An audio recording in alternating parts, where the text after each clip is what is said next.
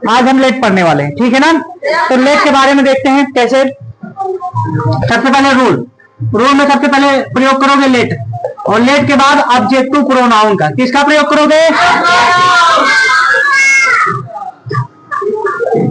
Objective pronoun. Objective pronoun के बाद किसका प्रयोग करोगे? वर्ब की। इसके बाद ऑब्जेक्ट लिखने वाले।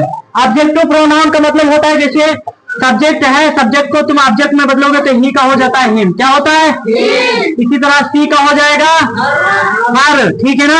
और आई का हो जाएगा मी, वी का हो जाएगा अस, ठीक है ना। इसी तरह दे का हो जाएगा देम। ये सब सब्जेक्ट को ऑब्जेक्ट में लिखेंगे। किस में? ऑब्जेक्ट में। इट का हो जाएगा इट का इट ही रहेगा, यू का यू रहेगा, ठीक है ना। कैसे? अब ट्रांसलेशन के माध्यम से समझ लेते हैं। मुझे खाना खाने दो, मुझे खाना खाने दो। तो इसका ट्रांसलेशन क्या कहता है? तो सबसे पहले मुझे की अंग्रेजी सबसे पहले लेट लिखोगे। क्या लिखोगे? लेट। और लेट के बाद ऑब्जेक्टिव प्रोनाउन। ऑब्जेक्टिव प्रोनाउन ऐसी चीज है जो तुम सब्जेक्ट के जगह पे प्रयोग करो। किसकी जगह पे? ये यहाँ पर सब्जेक्ट के तौर पे कौन है? मुझे की ऑब्जेक्टिव क्या होगा? आई।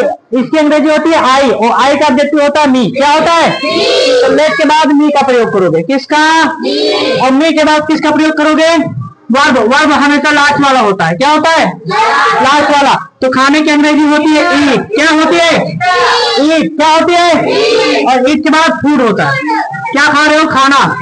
अगर हम खाना की जगह कह दो मुझे सेब खाने दो, तो फूड की जगह पे हो जाएगा एप्पल। क्या होगा? समझ में आ रहा है कि नहीं? इसी तरह आप देख लेते हैं दूसरा ट्रांसलेशन। उसे जाने दो, उसे जाने दो। तो सबसे पहले लेट का प्रयोग करोगे। किसका? और लेट के बाद प्रयोग करोगे उसका जो ऑब्जेक्टिव प्रोनाउन होता है। क्या होता है? हिम। क्या होता है? हिम। तो यहाँ पर हिम का प्रयोग करोगे, और हिम के बाद किसका प्रयोग करोगे? वर्ब। वर्ब क्या है? गो। वर्ब क्या है? ऑब्जेक्ट है इसमें? नहीं है। तो ट्रांसलेशन यही खत्म होता है। अगला दे देते हैं, हमें नाचने दो। हमें तो सबसे पहले क्या हो जाएगा? लेट। किसका प्रयोग करोगे? लेट। और लेट के बाद हमें की अंग्रेजी क्या होती है? वी। और वी की अंग्रेजी होती है, वी का ऑब्जेक्टिव होता है अस। क्या होता है? अस। Let us dance. समझ में आ रहा है कि नहीं? ये तुम्हारा हो गया सब्जेक्ट, और ये तुम्हारा हो गया ऑब्जेक्ट, ठीक है ना। सब्जेक्टिव प्रोनाउन, ऑब्जेक्टिव प्रोनाउन, दो चीजें दी। और इसी तरह निगेटिव। किस चीज का? सेम चीज का निगेटिव। अगर निगेटिव में कह देते हैं मुझे खाना मत खाने दो, उसे घर मत जाने दो, उसे मत नाचने दो, उसे मत पढ़ने दो, उसे मत रोने दो, उसे मत सोने दो। समझ गए कि नहीं? उसे की जगह पे मुझे का प्रयोग कर सकते हो। जैसे अफर्मेटिव में है, निगेटिव में तुम सबसे पहले डोंट का प्रयोग कर दो। किसका? डोंट के बाद लेट लगाओ। क्या लगाओगे? और लेट के बाद ऑब्जेक्टिव प्रोनाउन। ऑब्जेक्टिव प्रोनाउन को शॉर्टकट में करते हैं, ठीक है ना। ऑब्जेक्टिव प्रोनाउन के बाद वर्ब की फर्स्ट फॉर्म, वर्ब की, उसके बाद ऑब्जेक्ट का प्रयोग करोगे। एग्जाम्पल के माध्यम से समझ लेते हैं किस प्रकार से होता है। उसे यहाँ मत आने दो, उसे यहाँ मत आने दो। तो इसका ट्रांसलेशन क्या होगा? सबसे पहले डोंट। क्या लगाओगे? डोंट का प्रयोग क्यों कर रहे हो? क्योंकि मत लगा है। क्या लगा है? यहाँ पर तुमको नकारा जा रहा है। क्या किया जा रहा है?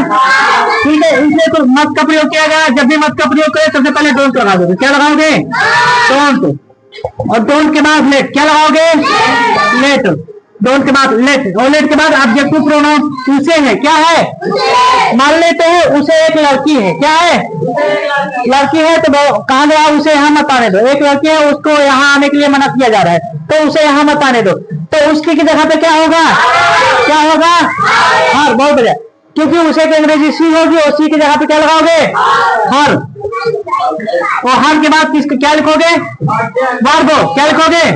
वर्ब क्या है? कम। क्या है? कम। और ऑब्जेक्ट क्या है? हेयर। क्या है? यहाँ की अंग्रेजी होती है हेयर। बोलो, समझ में आ रहा है कि नहीं? अगला देख लेते हैं। मुझे मत रोने दो। मुझे मत रोने, मुझे मत सोने दो। ऐसे करो, मुझे मत सोने दो, ठीक है ना। तो सबसे पहले क्या हो जाएगा? डोंट क्या लगाओगे? और डोंट के बाद क्या लिखोगे? डोंट के बाद और लेट के बाद स्लीप। और मी क्या लिखोगे? मी के बाद स्लीप के बाद कुछ नहीं है, हो गया। एक और बता दूं, समझ में आया कि नहीं? तो एक हम अपनी और से देते हैं, तो उसका करके दिखाइए, ठीक है ना? अफर्मेटिव निगेटिव दोनों देते हैं। उसे पढ़ने दो, हमें गाना गाने दो। एक और करके दिखाइए, उसे मत जाने दो, ठीक है ना? इस ट्रांसलेशन को तुम लोग करके दिखाओ, अगर समझ में आया तो करके दिखाओ। समझ में आया कि नहीं?